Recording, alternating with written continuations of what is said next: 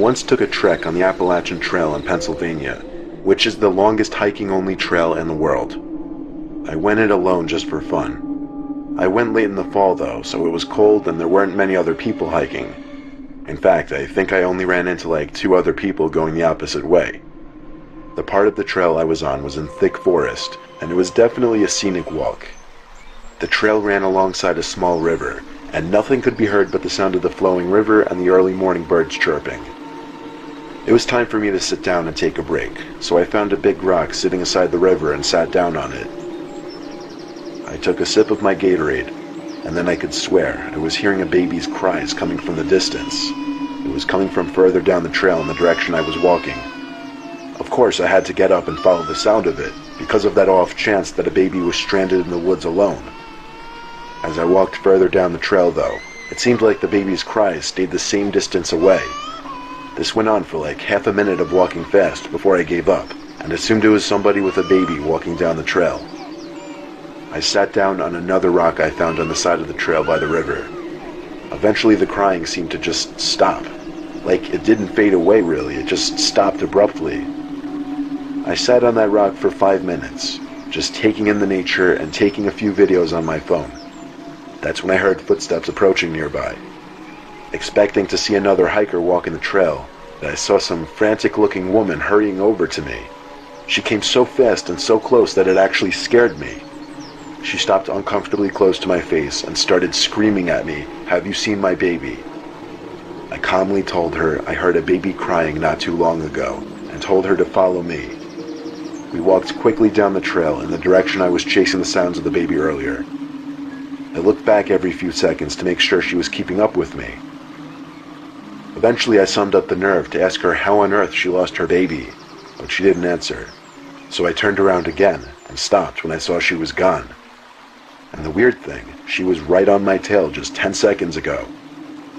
I screamed out for her a few times, but the only sounds around me were the sounds of the birds chirping and the river. I figured even if she trailed off away from me, I would at least still be able to see her in the distance. I stood there for a long time deciding what to do next. Just move on with my life and continue the trail, or walk back and try to find this woman. I did one more quick 180-degree scan of the area we just came from, and what I saw next may not sound very disturbing, but it was disturbing to me in that very spot. I saw the woman standing across the river, arms hanging lifelessly at her sides, and she was looking at me. Not saying anything, not moving a muscle, blank expression. Just standing like a statue, watching me. I had made up my decision right there, and that was to move the hell on with my life right there. I walked as fast as I could away from there, until my calves hurt from walking so fast for so long. Eventually I made it back to my car after looping around another trail. I cut the hike short after what happened. I was truly unsettled by it, and even started to question my sanity. Like, did that actually even happen? It seemed so unreal, and yet, at the same time, it felt real in the sense that I lived it. I just want to know if anyone else who hiked the Appalachian Trail had any kind of freakish experiences like this.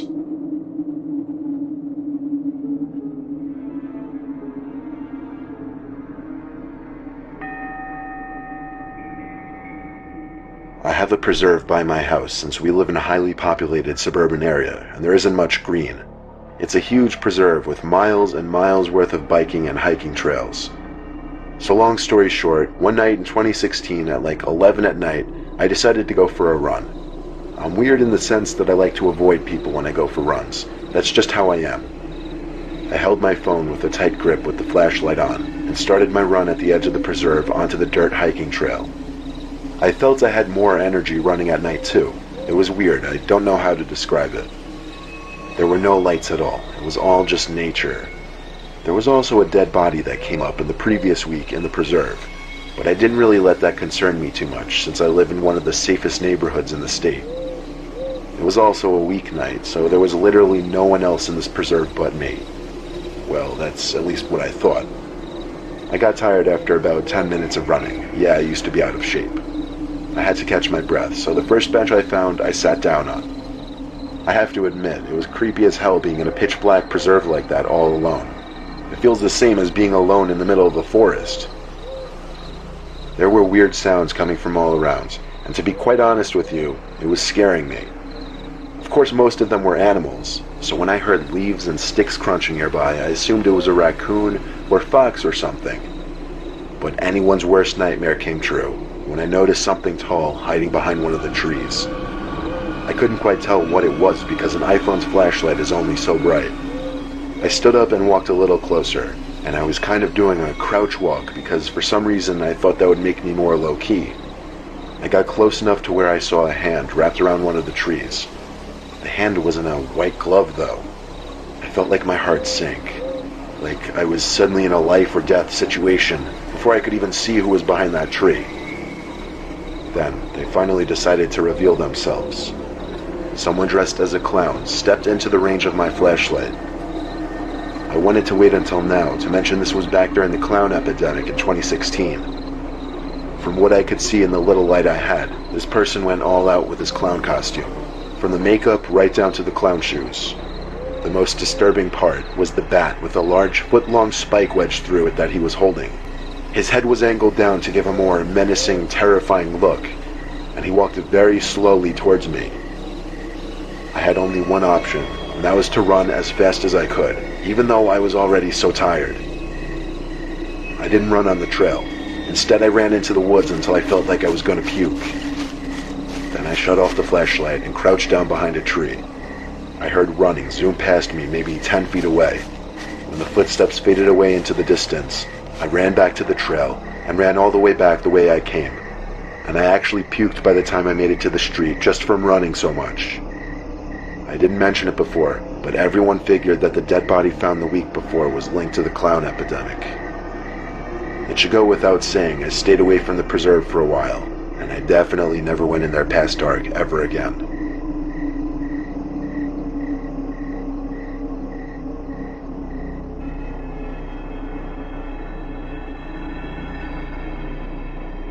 I went on a solo camping trip to the woods a few miles from my house. After setting up camp and eating, I took a half-hour nap in my tent and went for a hike. It was a normal hike in a rather quiet forest, until I thought I could hear footsteps nearby. I could have just chalked them up to being the footsteps of an animal, but they kind of sounded human-like, if that makes sense. Considering how deep into the woods I was, and how far from any real urbanization I was, it would definitely be odd to cross paths with another person there. I didn't go looking around for anyone, though. I just continued with my hike. When I got back to my tent, the first thing that I noticed was that the zipper to my tent was undone, and the door flap was open. Right away, my heart was racing at the thought of someone having been in my tent. I checked to make sure that nobody was still in there first, and then went inside to see that my bag had been gone through. Surprisingly, nothing was taken, though. I contemplated packing up and moving spots, but I figured it was pointless. Whoever came already scoped out the place and left, therefore they wouldn't have a reason to come back.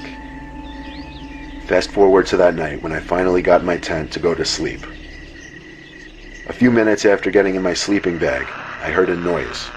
The first time I heard it, I had no idea what it could be, but the second time I heard it, it sounded like a staticky breathing sound.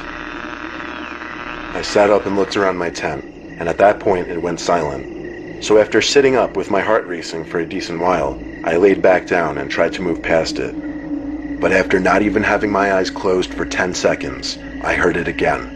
Some kind of grainy, staticky breathing noise. I started digging through my bag and found something I knew for certain I didn't bring with me. I pulled out a huge, archaic-looking walkie-talkie type thing, and the static was emanating from that. I instantly associated it with the footsteps and whoever searched my tent. But all I was thinking was, why would they put that there? Just then the static stopped, and there was a breathing sound once more coming from the big walkie-talkie type thing. And then in a deep, almost unintelligible whisper, I heard the words, "I'm outside your tent." It's crazy how in just a couple seconds your whole world can change, and how your whole body can become overcome with fear. I frantically pressed buttons on the oversized walkie-talkie until it finally seemed to turn off. Then, I heard something hit the ground outside, something heavy. I had a choice. Do I stand ground and protect my belongings and myself, or do I make a straight dash for the pickup truck? When I heard something else hit the ground right outside the tent, I chose the latter and made a run for my pickup. I left behind my tent, my sleeping bag, and other equipment, but in reality none of that stuff really mattered when my life was potentially on the line. For all I know, it was some kind of trap to just get me to leave all my stuff behind for them to take. Or it could have genuinely been someone who intended on harming me.